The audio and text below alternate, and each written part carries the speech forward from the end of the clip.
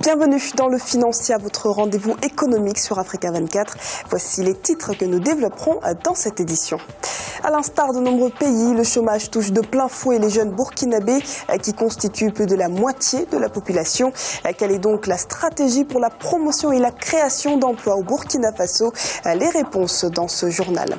Et puis nous évoquerons également les enjeux de la 3e conférence sur les secteurs miniers et du pétrole en Mauritanie. En 2013, la production de ce secteur a dépassé les 300 tonnes de fer et a atteint 36 000 tonnes de cuivre et un peu plus de 9 tonnes d'or. Et puis nous terminerons bien évidemment par un point sur les marchés boursiers du continent.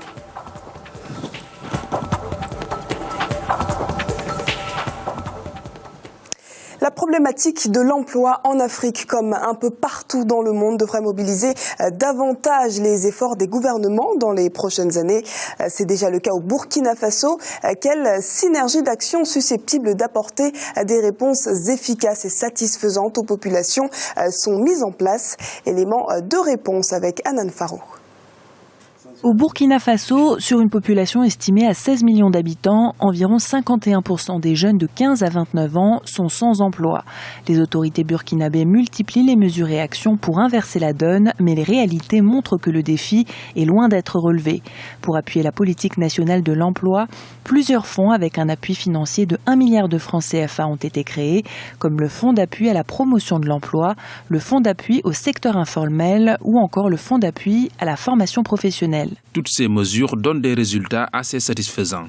En 2013, par exemple, les 3 fonds ont permis de monter 2808 projets pour 2907 bénéficiaires. Ces projets ont permis de créer 1590 emplois nouveaux et de consolider 6539 autres. En 2 ans d'exécution, le programme spécial de création d'emplois pour les jeunes et les femmes, mis en œuvre depuis 2012 avec un budget de 11 millions de francs CFA, a quant à lui permis de créer 100 401 emplois directs et indirects. Pour certains, le chômage des jeunes est dû au manque de formation professionnelle, notamment dans le système éducatif, mais également à l'inadéquation entre la formation et les besoins du marché du travail, ainsi que l'absence de culture entrepreneuriale chez les jeunes. La Chambre de commerce et d'industrie du Burkina souhaite mettre l'accent sur ce dernier point. La CCIPF a créé plusieurs structures spécialisées dans l'accompagnement des futurs entrepreneurs. Pour le cas spécifique de porteurs des projets, la maison de l'entreprise met à leur disposition une panoplie de services pour les accompagner dans la concrétisation de leurs projets de création d'entreprise. La configuration démographique confère à la jeunesse un rôle capital dans le processus de développement économique et social du Burkina Faso.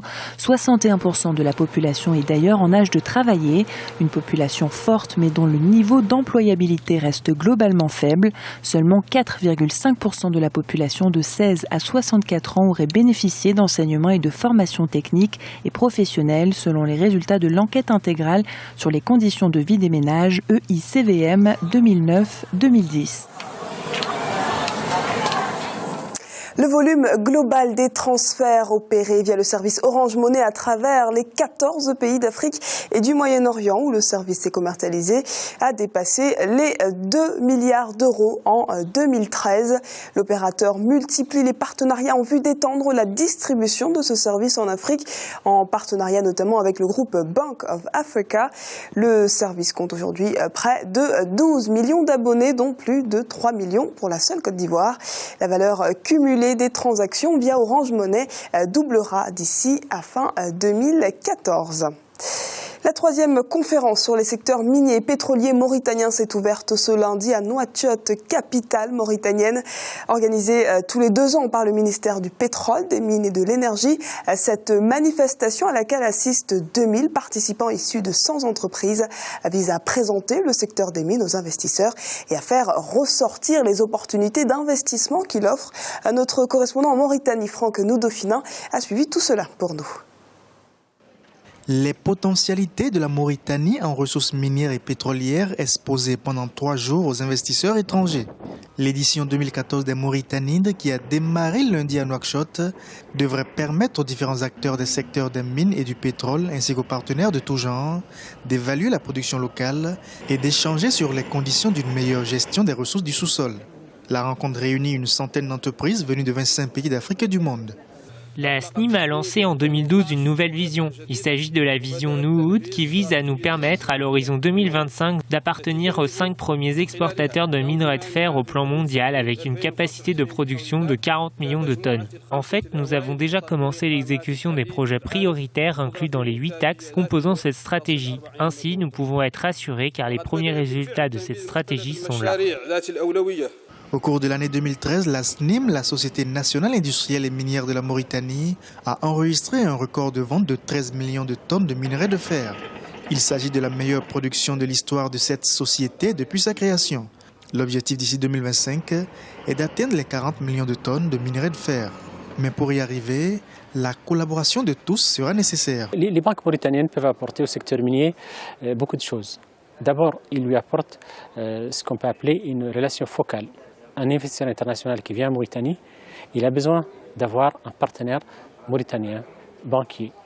Pourquoi ? Parce qu'il a besoin de quelqu'un qui connaît bien l'économie mauritanienne, qui connaît bien les rouages de l'administration et quelqu'un qui connaît bien le tissu économique mauritanien. Quand on vient, on investit notamment dans le secteur minier, on investit pour le très long terme. Donc on a besoin d'avoir avec soi une banque qui va rester, quels que soient les aléas, de la géopolitique internationale ou de la macroéconomie. C'est une banque qui ne va jamais fermer, qui ne va pas quitter.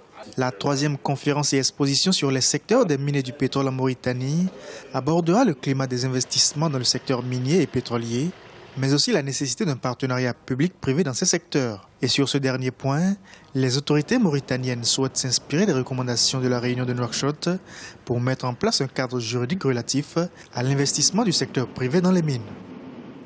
L'actualité économique, c'est aussi le gouvernement nigérien qui a officiellement donné son feu vert à la mise en œuvre du nouvel accord avec Areva. Conformément aux termes de l'accord signé en mai 2014, Areva va injecter la somme de 117 millions d'euros pour la reconstruction de la route Taoua-Arlit et d'autre part à la construction du siège Areva dans la capitale nigérienne, Niamey. Le Niger devra bénéficier d'une retombée financière s'élevant à 20 milliards de francs CFA provenant de recettes fiscales. L'Algérie aura sa première centrale nucléaire avant 2029. Malgré son fort potentiel d'hydrocarbures conventionnels et non conventionnels, le pays s'engage dans l'énergie nucléaire et prépare déjà les réacteurs expérimentaux de sa première centrale. Une annonce faite par le ministre de l'Énergie, Youssef Yousfi, en marge de la conférence internationale sur l'industrie du gaz le 12 octobre dernier à Oran. L'énergie nucléaire devrait être un domaine essentiel, mais dans quelques années. Le nucléaire n'est pas pour demain, mais on ne peut pas ignorer que c'est un domaine énergétique essentiel, à l'instar des autres sources consacrées à notre efficacité énergétique et notre développement économique. Nous sommes en train de préparer les réacteurs expérimentaux et d'investir dans la formation des compétences humaines en prévision de cet objectif. C'est à présent l'heure de faire notre habituel tour des marchés boursiers africains. Et en Afrique australe et dans l'océan Indien, hausse de 0,19% pour l'indice sud-africain, moins 0,36% pour la bourse de Nairobi, moins 0,02% pour l'île Maurice. Et enfin, pour les marchés boursiers du Botswana, c'est une note positive avec plus 0,13%. Du côté de l'Afrique centrale et de l'Ouest, le marché boursier nigérian clôture la journée avec une baisse de 1,14%. La BRVM d'Abidjan perd 2,64%, mais la bourse du Ghana augmente, elle, de 0,15%. Enfin, en Afrique du Nord, l'indice tunisien augmente de 0,08%. Celui de l'Égypte chute de 2,60%. Et enfin, la bourse marocaine terminait la journée avec une hausse de 0,37%. Et c'est la fin de ce Financia. Merci pour votre fidélité. Restez avec nous, l'actualité continue sur Africa 24.